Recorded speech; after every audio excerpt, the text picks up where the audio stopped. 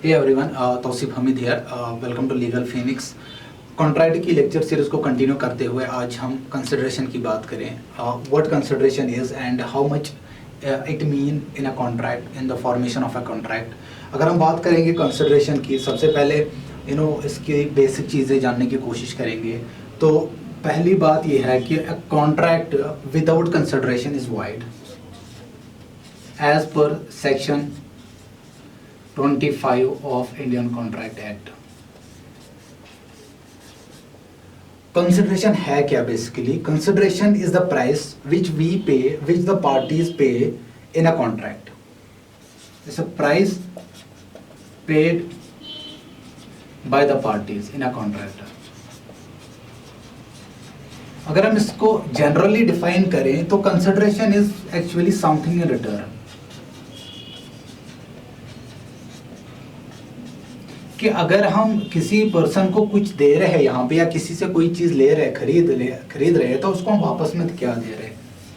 Something in return. तो consideration की जहाँ तक बात है, it may be anything, in anything, like it may be cash, it may be kind, या कंसिडरेशन जरूर sometimes it may be there may be the adequate consideration. That means that it will be the both the parties will offer the equal consideration.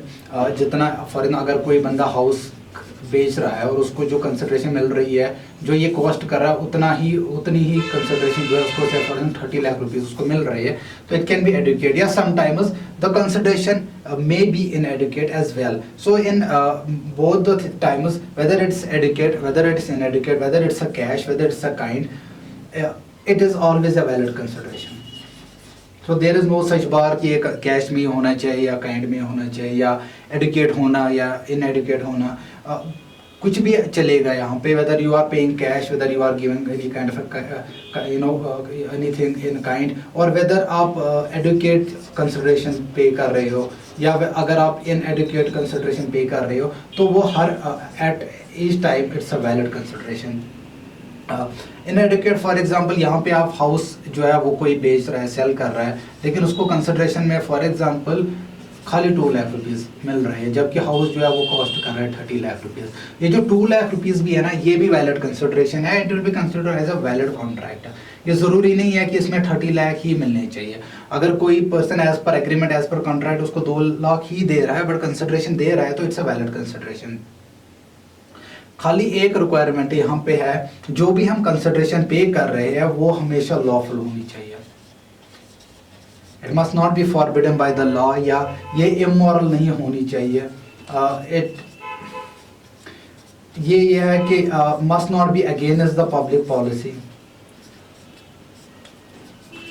So one thing which we need to take care of is that the whatever consideration we are paying, or whatever consideration are we being paid by someone, it must always be the lawful. Then we can say it's a valid consideration. Example मैं आपको यहाँ पे दूंगा. For example, A जो है वो अपना मकान जो है वो बेच रहा है B को, और B जो है उस मकान के बदले इसको दे रहा है 30 लाख रुपीस. So यहाँ पे एक तरफ से पार्टी दे रही है हाउस, दूसरी तरफ से पार्टी दे रही है 30 lakh rupees. That's what consideration is, something in return. But ये तो हमने जनरली बात की that consideration is a something in return, but what it actually mean as per Indian contract act, how it has been defined, what is its legal language. तो अगर हम बात करेंगे सेक्शन 25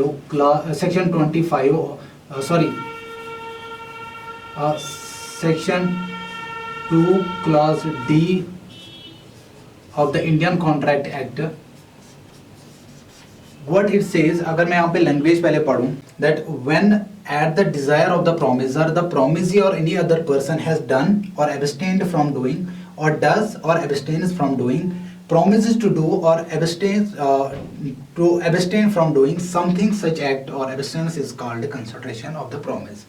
तो यहाँ पे बेसिकली ये है कि जब कोई पर्सन या प्रोमिसी, हाँ यहाँ पे हम प्रोमिसी बोलेंगे, जब promisee eight the instance of promisor, मतलब प्रोमिसर के कहने पे या प्रोमिसर के कहने पे जब एक प्रोमिसी या कोई और पर्सन, ये चीज़ यहाँ पे याद रखना है.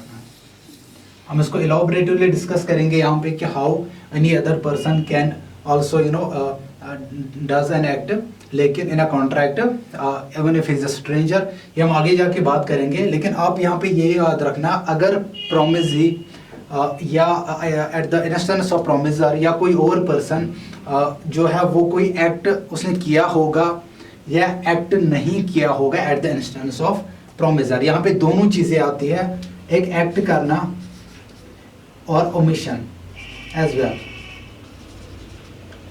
सो कंसिडरेशन में एक्ट आप मतलब प्रोमिसी कोई एक्ट करता भी है या ही restrains himself from doing any act at the instance of promisor, या अगर उसने किया होगा या अगर वो कर रहा होगा कोई एक्ट, या अगर उसने कोई एक्ट नहीं किया कर रहा होगा eight the instance of promisor, या यहाँ पे अगर उसने प्रॉमिस किया होगा प्रोमिसी ने कि मैं कोई एक्ट करूँगा या मैं कोई एक्ट नहीं करूँगा only eight the instance of promisor, such act, वो जो एक्ट कर रहा है या वो जो खुद को रोक रहा है कोई एक्ट करने से, that may be called as consideration of the promisor.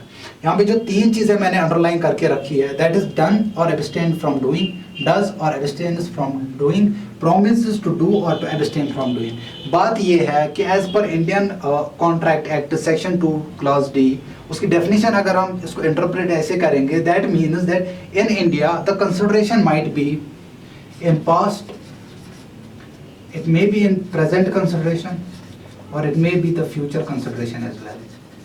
यहाँ पे जब बात करते हैं वो done और abstained from doing, ये past consideration है। इसका मतलब ये है कि उस बंदे ने कोई एक्ट ऑलरेडी किया होगा या उसने खुद को रेस्ट्रेंट किया होगा कोई एक्ट करने से, दैट्स अ पास्ट कंसिडरेशन। या वो कोई एक्ट कर रहा होगा eight the instance of promisor, या उसने खुद को रोका हो, वो खुद को रोक रहा होगा to do any act at the instance of promisor, ये है प्रेजेंट कंसिडरेशन। या promises to do or abstains from doing, उसने प्रॉमिस किया होगा मैं कोई एक्ट करूंगा at the instance of promisor, या वो खुद को रोक रहा, उसने प्रॉमिस किया होगा कि मैं ये एक्ट नहीं करूंगा, आपके कहने पे मैं ये एक्ट नहीं करूंगा, in a promise that's called the future consideration। लेकिन अगर हम इंग्लैंड लॉ की बात करेंगे, इंग्लैंड में past consideration is not a valid consideration. इसको हम आगे जाके एसेंशियल्स ऑफ कंसिडरेशन जब हम पढ़ेंगे तो इसको हम एग्जाम्पल भी देंगे हाउ, बट यहाँ पे आप इतना याद रखिए कि इंग्लैंड में सिर्फ प्रेजेंट कंसिडरेशन और फ्यूचर कंसिडरेशन होती है एज पर इंग्लिश लॉ। लेकिन अगर हम इंडियन लॉ की बात करें तो फिर ये तीनों वैलिड है। सो that is what consideration as per section 2 clause D of the Indian Contract Act it means। यहाँ पे जो any other person मैंने आपको बताया, that means कि promisee या कोई और जो stranger होगा, स्ट्रेंजर कहाँ पे ये एक्ट कर सकता है वो हम आगे जाके जब प्रिविटी ऑफ कॉन्ट्रैक्ट पढ़ेंगे तब मैं आपको बताऊंगा वहाँ पे हाउ इज इट पॉसिबल।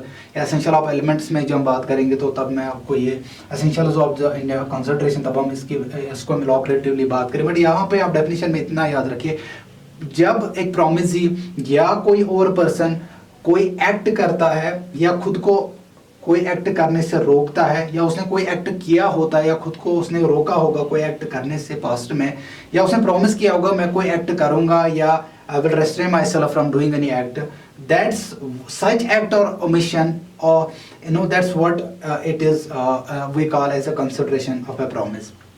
अब यहाँ पे अगर हम बात करेंगे व्हाट आर द एसेंशियल और basic requirements for you know for a valid consideration, तो यहाँ पे हम बात करेंगे अब एसेंशियल्स ऑफ वैलिड कंसिडरेशन की। 5 एसेंशियल एलिमेंट्स हैं, like it must B move at the desire of the promisor, it may be moved from the promisee or any other person, it must not be it must be real and not illusory, it need not to be adequate, it may be past, present or future, and it may not be illegal, immoral or opposite to public policy।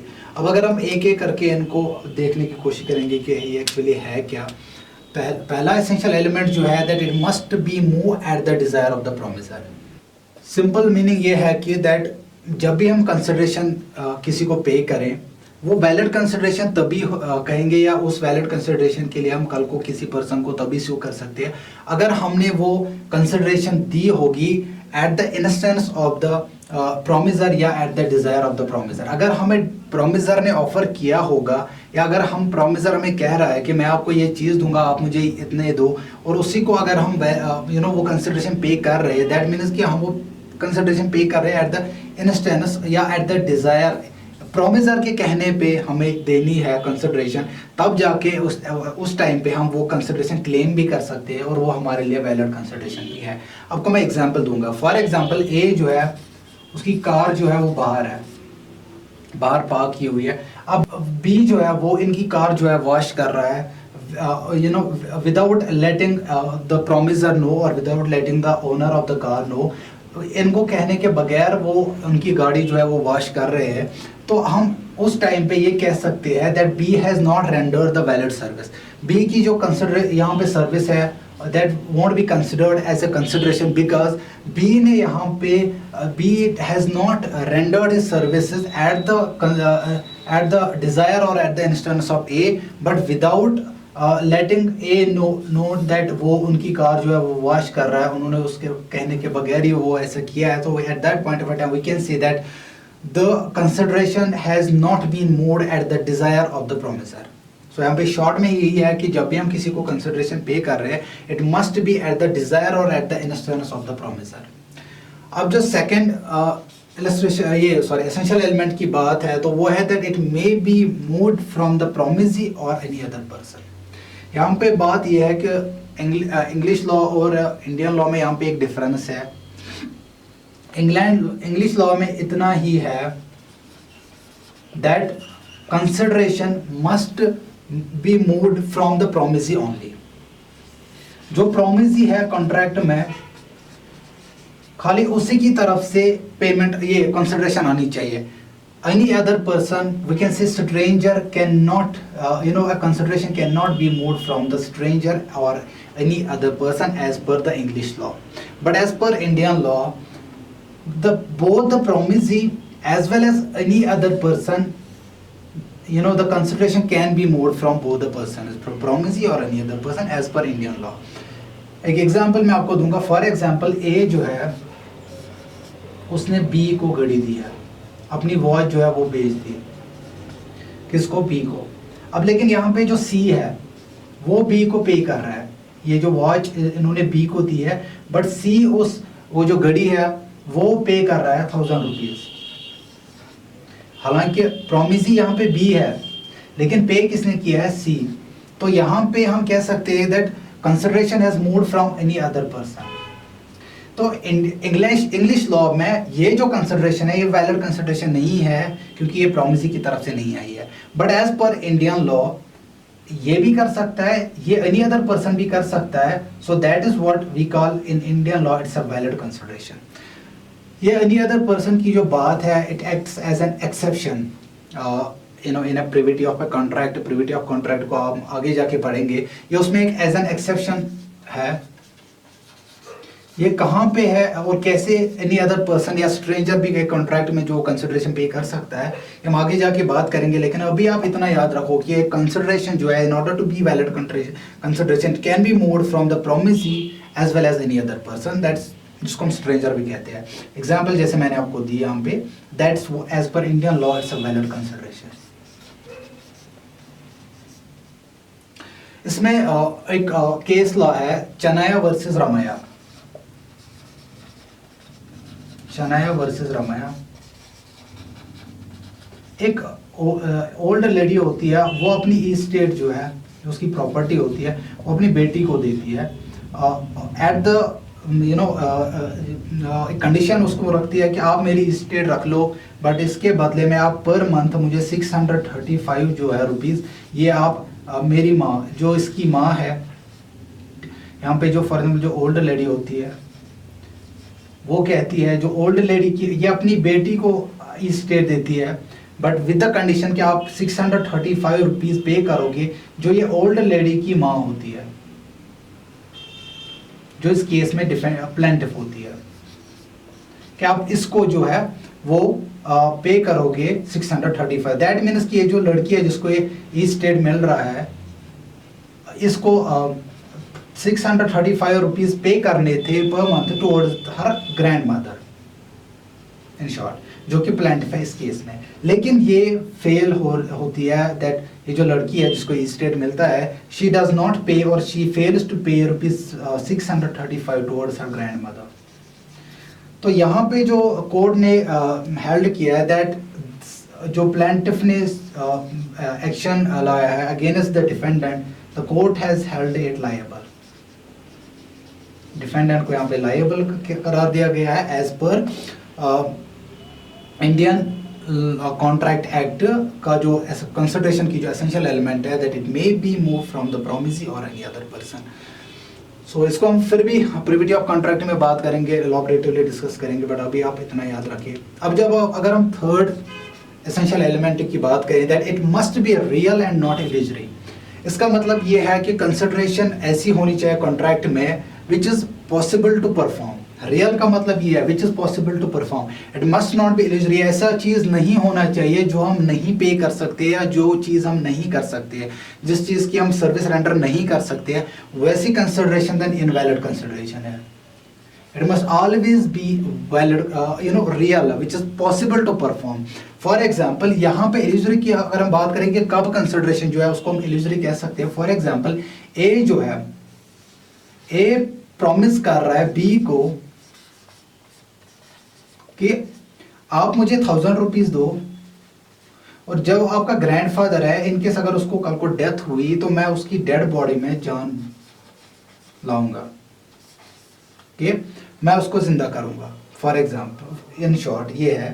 तो यहाँ पे हम ये कह सकते हैं कि जो बी कह रहा है कि अगर आपके ग्रैंडफादर की डेथ हुई तो मैं उसको जिंदा करूंगा, that is not possible to perform, that's what we call illusory, कि ये ऐसी चीज पॉसिबल ही नहीं है परफॉर्म करना, तो वो कंसिडरेशन वहां पे वैलिड कंसिडरेशन नहीं है, इट मस्ट बी रियल, जो कि which we can perform perform. यहाँ पे इसी की ऐसी एग्जाम्पल अगर हम लेंगे, ए जो है वो प्रॉमिस करता है बी को कि आप मुझे 1000 रुपीज दो। ए फॉर एग्जाम्पल यहाँ पे कंस्ट्रक्टर होता है, वो बी को कह रहा है कि आप मुझे 1 लाख रुपीज दो, मैं आपको कल को जब आपको मकान बनाना होगा या कोई चीज बनानी होगी मैं उसमें अपनी सर्विसेज दूंगा।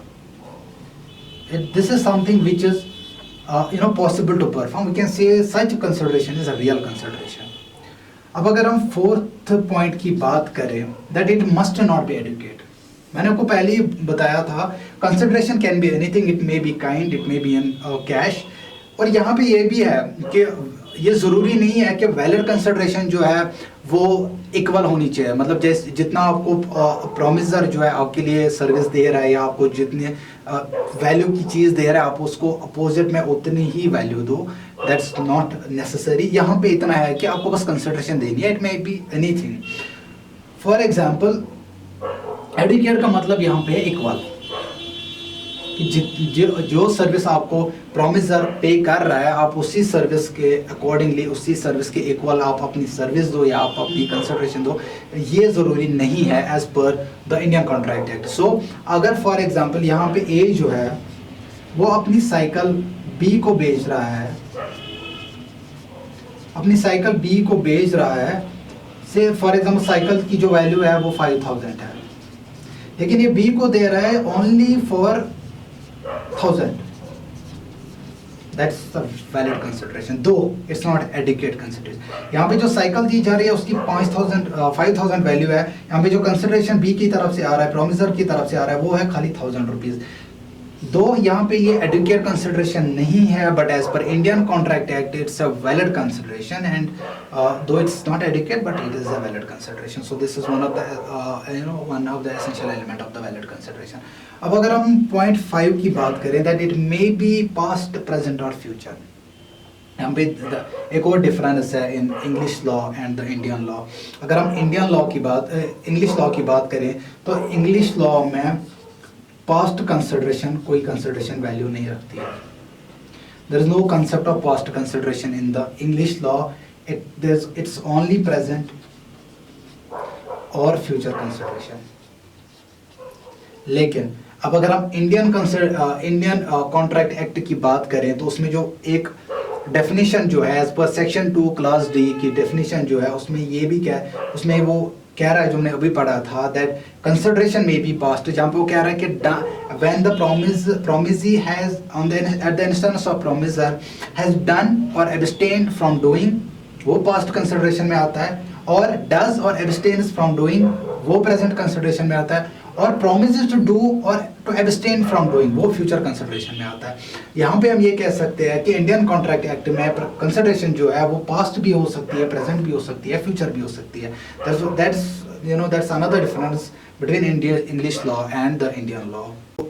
यहाँ पे जो पास्ट कंसिडरेशन की है, फॉर एग्जाम्पल अगर मैं आपका एग्जांपल दूंगा, ए जो है वो अपनी बाइक पे जो है वो कहीं जा रहा था, बट उसकी जो बाइक है वो कहीं पे ब्रेक डाउन हो गई, और अब बी जो है वो उसी रास्ते से जा रहा है। ए रिक्वेस्टेड बी कि आप मेरी बाइक जो है इसको ठीक करके दीजिए, और बी ने जो है वो ठीक करके दी। तो उसके बाद ए जो है वो बी को प्रॉमिस कर रहा है कि आपने जो सर्विस की है, आपने जो सर्विस रेंडर किया है टुवर्ड्स माई बाइक, जो आपने बाइक ठीक करके दी, उसके लिए मैं आपको 100 रुपीज़ पे करूँगा। तो यहाँ पे जो ए है वो पे कर रहा है, दैट्स द पास्ट कंसिडरेशन। वो उस सर्विस के लिए पे कर रहा है जो ऑलरेडी हो चुकी है, जो ऑलरेडी दी थी बी ने while he was on his way, तो उन्होंने उनकी बाइक ठीक करके दी। यहाँ पे जो फिर ए ने उसके बाद कंसिडरेशन दी है, दैट्स अ पास्ट कंसिडरेशन। अब अगर हम लास्ट एसेंशियल एलिमेंट की बात करें तो it's that it may not be illegal, immoral और अपोजिट टू पब्लिक पॉलिसी। इसका मतलब ये है कि the consideration must always be lawful. This is the only requirement which we need to take care of.